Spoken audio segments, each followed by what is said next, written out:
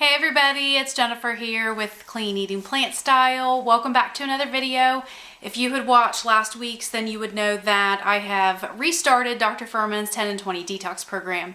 I feel like I have so much to talk about from this past week. Today is officially day 11.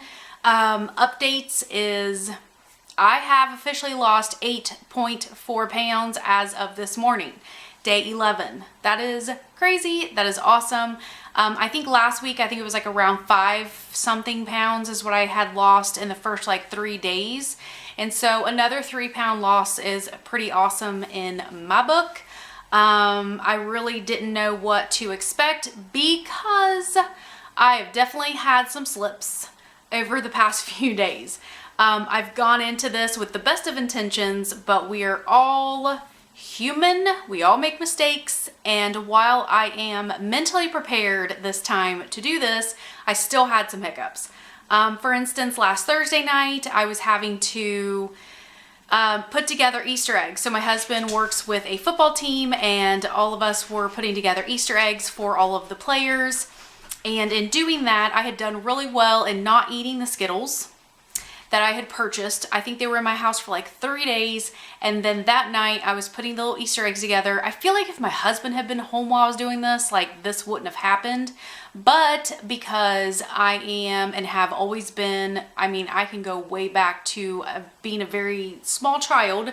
I have been kind of a hoarder, closet eater, emotional eater, overeater. So a lot of my food issues come from just emotional things that had happened back from my childhood, and they just continued, and they're still continuing. So it's still something that I have to work on, and I know that I need to, and I do look at food as fuel. I look at it as medicine, as how to prevent and reverse all these different diseases, and how to prevent myself from getting cancer, from heart disease. Like, I completely get it. I understand it.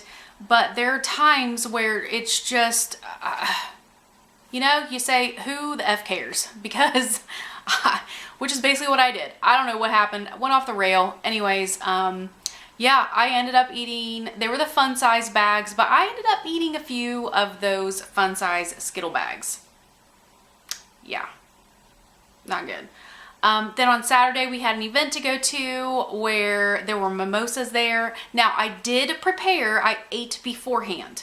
So I did not eat anything there because there were like bagels. So that was, I think, the only thing I could have ate was a bagel, but I chose not to, I chose to eat beforehand.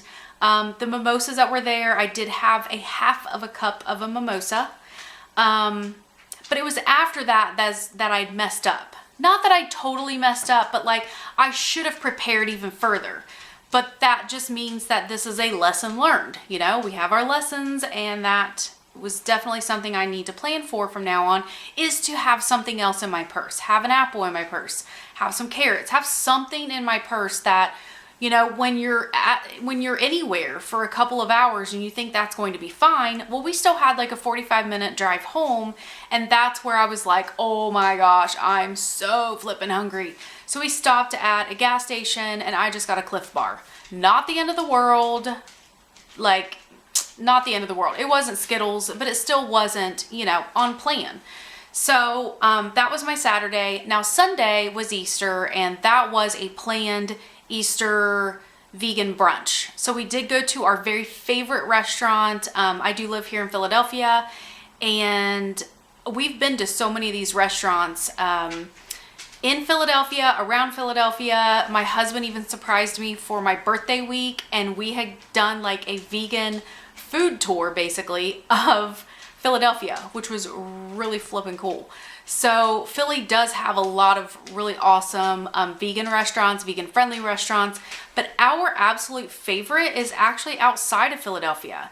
And it is, I don't know if it's considered an Ambler or where exactly, like Bluebell. I know we go through Bluebell to get to it. But it's called Mila Vegetarian, and it is predominantly vegan. Like I think most of their, most of their food I think is vegan, but it's just, oh, like it's so good. It's so good. My husband, who eats primarily vegetarian now, he had actually given up meat last August, which that's like a whole nother story. That shocked the hell out of me, let me tell you, because he comes up to me one day and says, oh, by the way, I haven't ate meat in 2 weeks. And I was like, who are you? Who are you? What? Oh my gosh. Okay. You know, like, it was awesome, because here at the house, like, whenever I cook and he eats what I cook, you know, and if he doesn't want what I cooked, then maybe he has a frozen burrito that's in, you know, the freezer or something like that. So basically he eats vegetarian with a little fish. So we'll call him a pescatarian, but he primarily eats vegetarian, vegan, you know. Anyways, he actually said that that French toast that they have at this restaurant, which is, like I said, a primarily vegan restaurant, is the best French toast he's ever had. I took a tiny bite of it and wowzers, it's really good. So if you're watching this right now and you are around Philadelphia, live in Philadelphia, go check out Mi La Vegetarian. M-I space L-A-H, I think, vegetarian. And it is this tiny little hole in the wall in a shopping center that doesn't look like it's going to be anything, and it is amazing. That is not what we're supposed to be talking about there right now. I just kind of go off on these tangents, story times, but what I'm doing is being completely honest with you guys about what is happening and what I'm being honest with myself about the little hiccups that I'm having.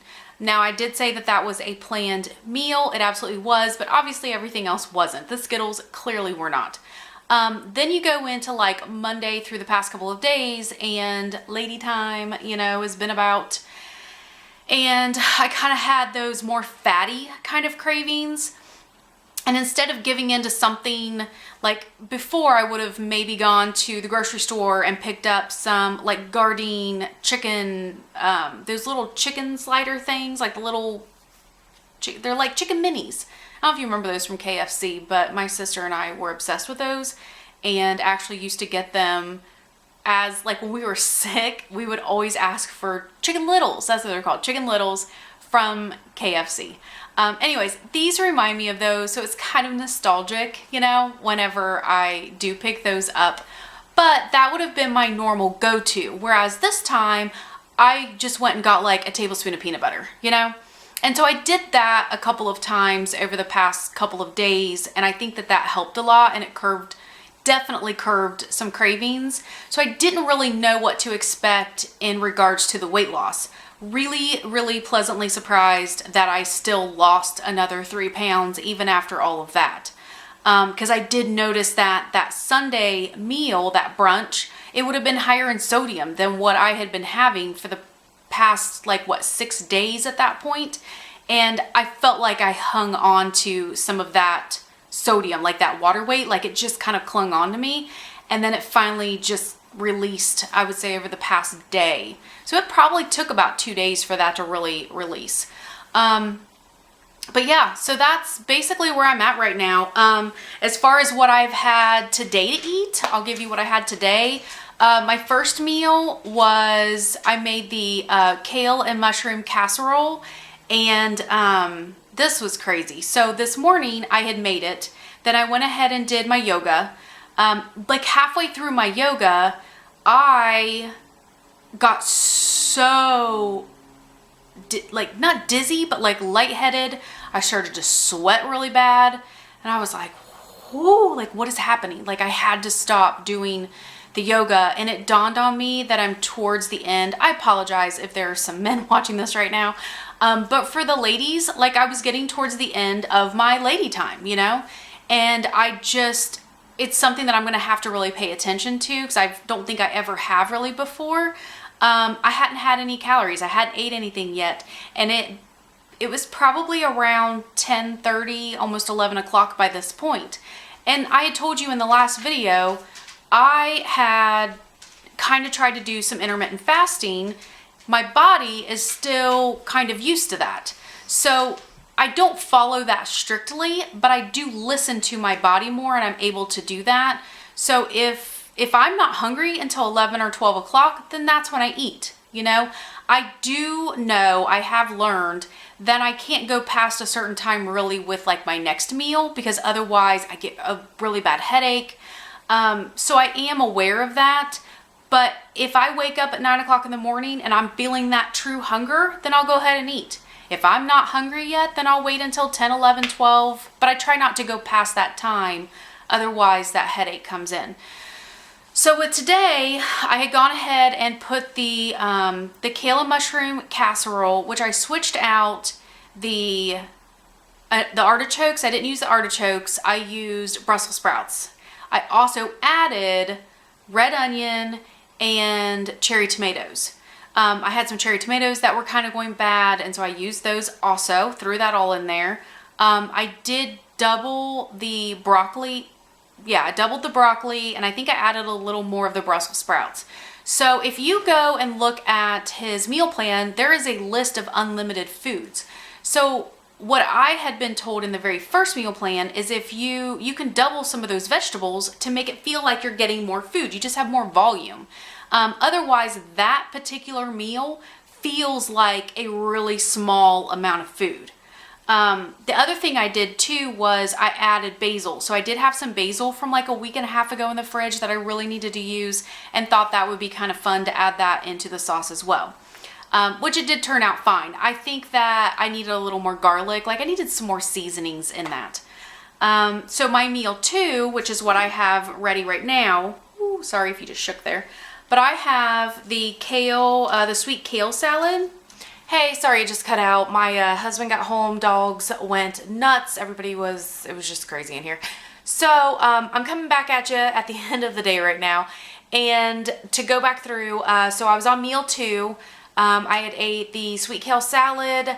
I did use 2 cups of kale, so 5 cups of greens total. So 2 cups of kale, and then I switched out the other 3 cups of kale and did 3 cups of spinach. Just kind of changing it up, mixing up my greens a little bit. And then for my last meal of the day, I ate the berry bowl. And with that, if you had watched last week's video, then you would see that I have actually been eating the breakfast for like dinners, I guess, for my last meal of the day. I don't have a big sweet tooth in the morning, and I kind of find it more satisfying to eat my fruit and kind of have that as a dessert is what I'm kind of considering that. So that's what I've chosen to do. Follow the plan if you would like to the first time. After that, you can kind of play around with it. As long as you're getting all your G-bombs in each day, I think you're good, you know? So yeah, that should be it for today. I am going to an event this weekend in Philadelphia. It's called Food as Medicine. Dr. Campbell's going to be there, and a lot of other speakers from around the Philadelphia area, I believe. I don't know everybody's background yet. I'm hoping I can get some video on that though, and kind of put that together for you, say in the next couple of days.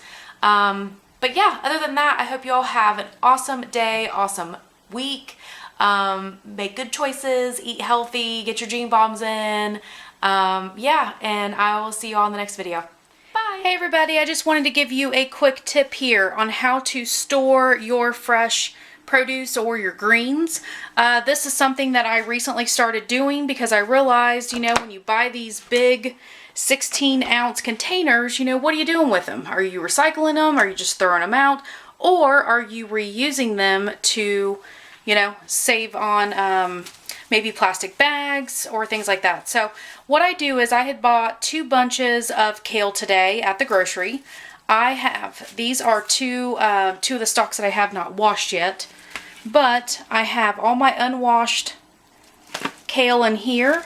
You're going to first take the leaves off. As you can see here, all of these leaves do not have this big stalk that's going through the kale. You do not want to use that in your cooking or in your raw salads because it is just bitter and funky. So don't eat that, but you're going to rip off these pieces of kale off to the sides there and throw it into your salad spinner. Go ahead and wash this up really well. Spin that out so you get it really nice and dry. After that, you're going to like I was saying, I'm reusing one of these 16-ounce plastic containers here. I put on the bottom a piece of paper towel. I add my clean kale on top here, and then add another paper towel. Close it up, keep it in the refrigerator. I noticed last week that it kept for, I would say, about a week and a half.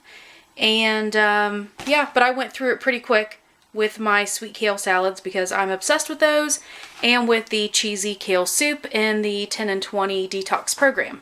So there's a little tip for you. Let me know if that's helpful.